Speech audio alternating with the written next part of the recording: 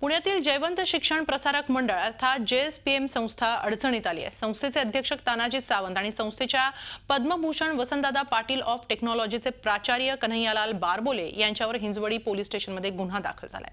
विद्यार्थ्यांना EBCची शिष्यवृत्ती न देण्याचा त्यांच्यावर ठपका ठेवण्यात आलाय।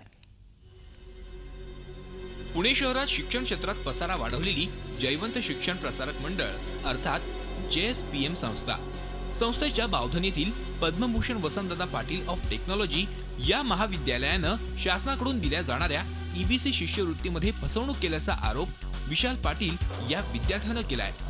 2014-15 ची शिष्यवृत्ती सप्टेंबर 2015, मार्च 2016 आणि मे 2016 अशा 3 टप्प्यात शासनानं महाविद्यालयाच्या खात्यात जमा केली।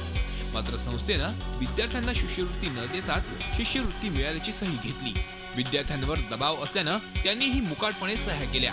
त्यानंतर विशालनं शिष्यवृत्ती मिळवण्यासाठी हालचाली सुरू केल्या, पण त्यानंतर महाविद्यालयाचे प्राचार्य कन्हैयालाल बारबोले यांनी चालढकल सुरू केली आणि संस्थेचे अध्यक्ष तानाजी सावंत यांच्याकडे बोट दाखवलं। विशालने त्यांच्याकडेही दाद मागितली, पण त्याचा काही उपयोग झाला नाही।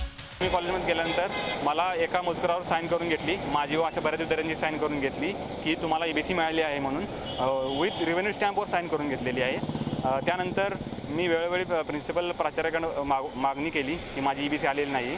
सर्व विद्यार्थ्यांनी वेळोवेळी मागणी करूनही प्रिन्सिपलनी आम्हाला सर्व विद्यार्थ्यांना EBC दिलेली नाही। अखेर विशालने हिंजवडी पोलीस स्टेशन गाठलं आणि दोघांविरोधात फसवणुकीचा गुन्हा दाखल केला। विद्यार्थ्यांनी केलेल्या आरोपांसंदर्भात आम्ही संस्थेच्या पदाधिकाऱ्यांशी बोलण्याचा प्रयत्न केला, पण त्यांनी प्रतिसाद दिला नाही। गुन्हा दाखल झाल्यानंतर अखेर संस्थेनं काही विद्यार्थ्यांच्या खात्यात पैसे जमा केलेत। शिक्षण संस्था विद्यार्थ्यांकडून प्रवेशासाठी लाखो रुपयांचं डोनेशन घेऊन त्यांची लुबाडणूक करतात हे बऱ्याचदा समोर आलंय। असं असताना आता शिष्यवृत्तीमधून देखील विद्यार्थ्यांची पिळवणूक सुरू असल्याचं या प्रकरणानं अधोरेखित झालंय। कैलास पुरी, झी मीडिया, पिंपरी चिंचवड। झी 24 तास रहा एक पाऊल पुढे।